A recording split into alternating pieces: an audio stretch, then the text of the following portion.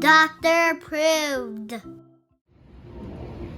Hi, my name is Emily. I have epilepsy. I had my first seizure when I was 12 years old, when my mom was driving me and my sisters to Girl Scout camp. I am now in high school and I am a Girl Scout ambassador.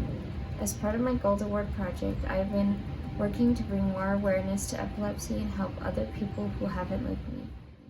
Today I'm going to tell you about what it's like to have a VNS, or it is also called a vagus nerve stimulator.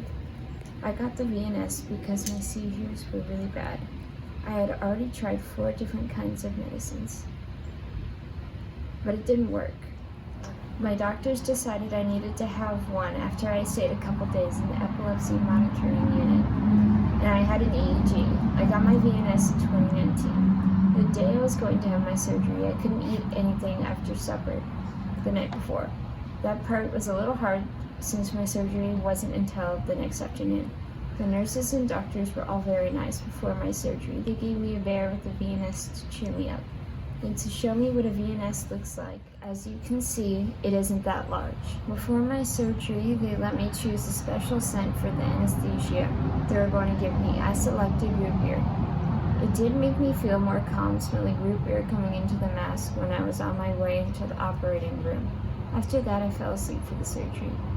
The next thing I knew, I was awake and ready to go home during the surgery. They implanted the VNS in my chest, but also needed to wrap the wires a bit higher using a second incision to connect everything.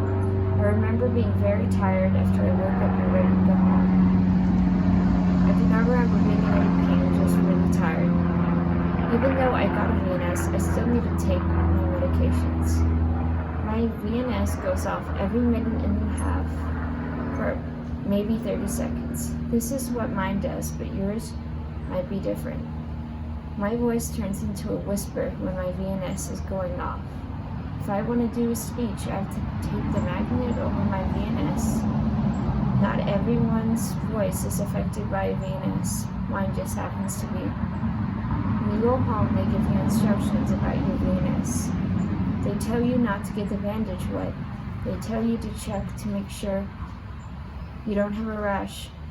That might mean an infection, but for me, everything went really well. They give you a VNS ID card you can carry, but because I have a VNS, I no longer go through a metal detector. I provide police or security guards with my card so they understand that going through a metal detector may disrupt my VNS. They are always understanding about it. You will also be given a magnet. Here's what mine looks like. I have one type that can click to a backpack, or another that is like a watch on my wrist. You wear this because if you feel like a seizure is coming, you can swipe the magnet across your implant like this. That could possibly help stop a seizure from happening, or if you do have a seizure, someone else could swipe your magnet to try and stop it. When you swipe your magnet, it is a stronger feeling in your chest and neck area, but it isn't painful. This is what I learned. How often your VNS is set to go off is done by your doctor. When you go in for your appointments, they use the device they hold over your VNS to download your information from the implant to a tablet. The information shows how often you are having issues, how often you have been swiping your magnet, and more. It is great. Your doctor is going to work with you to find the perfect setting for you. After a couple of months, the areas where I had my surgery faded, and this is what they look like now.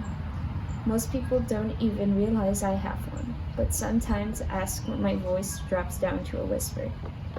This device has had a huge difference in my life. I haven't had any tonic-clonic seizures since I got it.